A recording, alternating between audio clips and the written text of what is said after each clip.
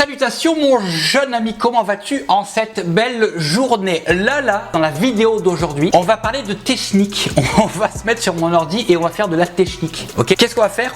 Non, avant que je te dise ce qu'on va faire, je vais t'expliquer un petit peu, je vais replanter le décor, je vais t'expliquer le contexte. Je reçois beaucoup de demandes de coaching en ce moment, je reçois beaucoup de demandes d'analyse de vos sites, etc. Alors déjà, premièrement, je voulais vous dire bravo. Déjà bravo parce que entre le début où j'ai commencé à faire cette activité-là et maintenant, littéralement, les sites, ils sont 1000 fois plus beaux. Donc déjà, félicitations à vous tous qui me regardez parce que vos sites sont de plus en plus beaux. On dirait que le fait que je vous tape dessus tout le temps en vous disant que vos sites doivent être parfaits de chez parfait, on dirait que ça commence à porter ses fruits. Donc déjà, premièrement, félicitations. Et deuxièmement, un truc que je vois très souvent sur vos sites et que la plupart d'entre vous ne sont pas capables de savoir comment faire, c'est avoir des photos qui sont toutes de la même taille et idéalement des photos qui sont toutes de la même taille ou alors avec le même fond ou alors qui ont pas de fond. Ça peut paraître con ce que je te dis, mais pour vrai là, ça rend ton site super homogène et donc fatalement ton niveau de professionnalisme il passe de là à de là genre. Donc sachant que la majeure partie d'entre vous ne savent pas, vous savez pas comment faire, on va le faire sur mon ordi. Je vais te montrer concrètement comment faire pour avoir des photos qui sont toujours de la même taille et pour avoir des photos qui ont toujours le même fond ou toujours pas de fond. Voilà, c'est parti, je ferme ma bouche et puis on se retrouve sur mon ordinateur. Alors ça y est, on est sur mon ordi et je vais directement te montrer comment faire pour avoir des photos de la même taille avec le même fond, etc. etc. De toute façon, tu as regardé l'intro, tu sais de quoi on parle. Donc, on va aller directement sur Canva. Tu vas voir ce que je vais te montrer, c'est tellement con qu'au moment où je vais te montrer, tu vas te dire, bah oui, pourquoi je n'ai pas pensé avant? C'est tellement con, tu vas voir. Donc, on va faire créer un design. Dimension, par exemple, si tu veux que tes photos soient tout le temps carrées, tu peux mettre par exemple 1024 par exemple sur 1024, ok? Voilà, donc ça veut dire que ton format va être de 1024 sur 1024, ça va être un carré, ok? Là on va l'appeler ça test vidéo YouTube par exemple, hop, voilà. Donc ça va être le format finalement de ta photo, ok? On va aller par exemple sur AliExpress, on va prendre n'importe quel truc au hasard, on s'en fout, c'est pas spécialement important. On va prendre, voilà, ça c'est parfait. On va prendre... on va essayer de trouver des photos, idéalement des photos qui ont des fonds, des photos qui n'ont pas de fond, etc., etc., pour rendre le truc un peu plus sympa, si tu veux, pour appuyer plus mon exemple. On va prendre ça, par exemple. Au moment où je fais la vidéo, j'y suis YOLO complètement. Hein. J'ai rien prévu de particulier, je fais ça en même temps que... Sans réfléchir, hein. Je fais ça genre live, là, direct. Ok, pourquoi pas, non, oui, non. Non, moi ça ces photos me plaisent pas. C'est pas grave, on va en trouver un autre. T'inquiète pas, ça prendra pas des plombs. On va prendre ça par exemple. Voilà. Ah, peut-être ça.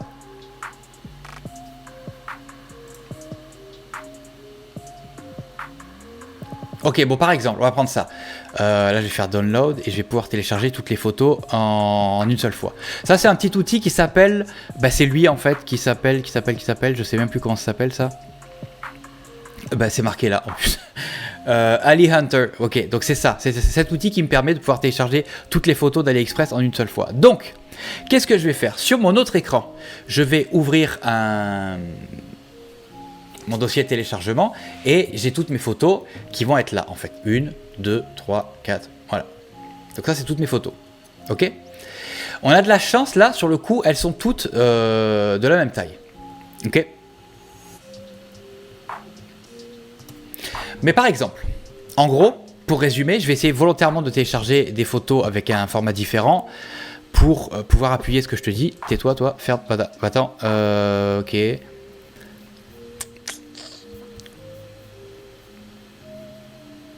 Non, oui, non. Non, je cherche. Bon, mettons, voilà, je vais volontairement prendre une photo moi-même. Voilà, hop, on va faire un screenshot tout seul. Voilà, et donc là, volontairement, je fais un screenshot de la photo, je prends pas un carré. Ok? Voilà, alors concrètement, qu'est-ce qu'on fait? On retourne ici dans Canva et on ajuste finalement à... Première étape, ça va être de retirer les fonds s'il y a des fonds. Donc ça, pour ça, on va aller sur remove.bg. Ok. Donc quelles photos on a qui ont un fond? ça, on va prendre celle-là, on va l'importer, on va la faire glisser si tu veux dans remove.bg pour qu'il nous enlève le fond. Ça marche pas à tous les coups, on va voir s'il va y arriver.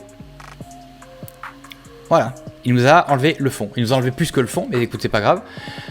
Nous, ce qui nous intéressait, mettons, c'était juste ça, par exemple, juste les blenders, par exemple. Donc on fait télécharger. Ensuite, on va dans notre, on retourne dans notre truc Canva là, et puis on a juste à envoyer notre photo ici. Et là, elle se retrouve avec le format finalement carré et avec pas de fond. Et là, après, tu peux faire ce que tu veux, tu peux rajouter autant de choses que tu veux, tu peux rajouter du texte, n'importe quoi, ce qui te fait plaisir. Mais en tout cas, on sait que le format de toutes nos photos, si tu veux, sur notre site est conservé puisque c'est du 1024 par 1024 et on n'a pas de fond.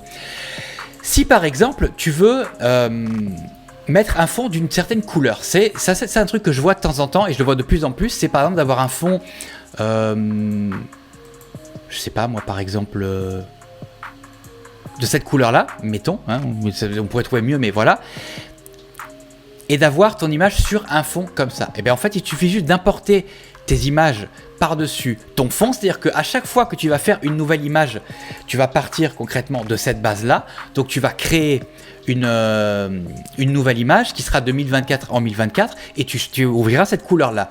Donc tu auras toujours la base qui sera un carré de cette couleur-là. Et par la suite, tu feras juste importer tes photos dans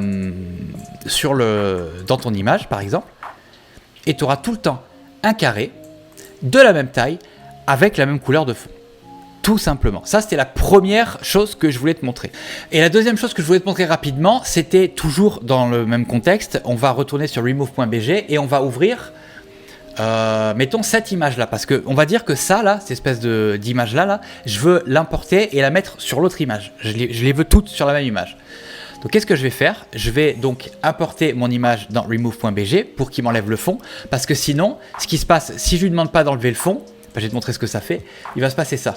Je vais l'importer et il y a un fond blanc, tu vois, et on veut pas ça, nous on veut pas de fond, on va importer juste ça, l'image du Blender vue d'en haut, mais sans le fond. Donc qu'est-ce que j'ai fait?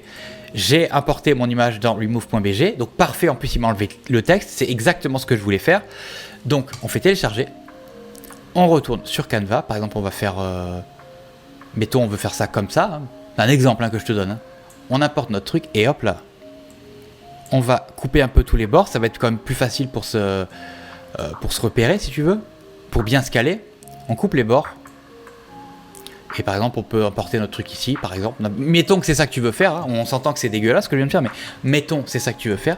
Et voilà, tout simplement, c'est comme ça que ça fonctionne. Si jamais tu veux changer le fond, bah, tu cliques sur le fond, tu changes la couleur, mettons on peut partir sur du rose comme ça, c'est pas mal ça d'ailleurs, etc., etc. Voilà, tout simplement, comment faire pour avoir tout le temps et systématiquement des images qui ont le même format. Donc toutes les images de ton site seraient par exemple un carré de 1024 par 1024. Donc c'est tout simplement, tu crées une nouvelle image de 1024 par 1024, tu importes ta photo au milieu. Et oui, je me rappelle, il y a un autre truc que je voulais te montrer, j'avais téléchargé une autre photo volontairement sur un mauvais format pour qu'on la redimensionne. Donc je vais sur mon bureau, donc évidemment tu sais que j'ai deux écrans là. Depuis le temps que tu me connais quand même. Voilà. Donc j'avais téléchargé ce truc-là, tu te rappelles, et j'avais volontairement fait exprès de ne pas prendre un carré. Donc qu'est-ce que je fais? Je vais prendre ma photo, je vais l'emmener ici. Et là, donc qu'est-ce qui se passe? C'est que si je l'agrandis, ben, j'ai pas un carré. Donc c'est quand même con, j'ai pas un carré si tu veux. Donc ben, concrètement, on va l'agrandir jusqu'à ce qu'on arrive à trouver les dimensions et le cadrage, si tu veux, qui nous plaît.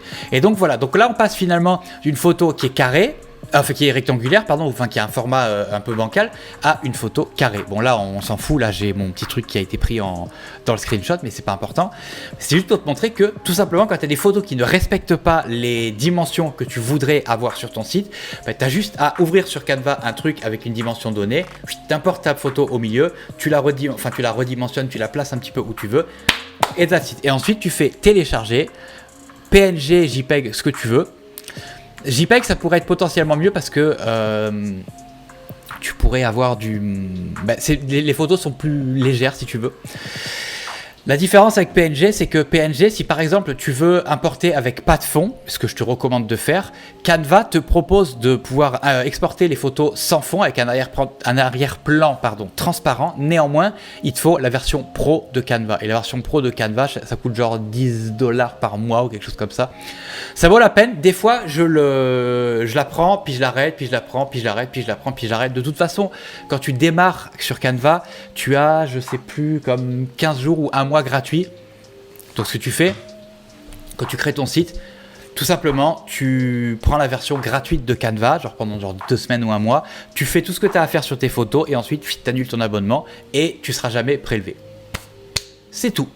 Voilà, vidéo pas super compliquée aujourd'hui, pas super longue, mais on parle de technique, on rentre sur l'ordi et on bidouille des trucs. Voilà, c'était ça le sujet de la vidéo. J'ai rien de plus à rajouter, tout était là, de toute façon tu viens de tout voir, donc j'ai rien de plus à rajouter. Avant de partir, n'oublie pas de mettre un pouce bleu, de t'abonner à la chaîne si c'est pas déjà fait et d'activer la petite clochonnette. Bien attendant, moi je te dis bye et on se voit dans la prochaine vidéo. Tchuss.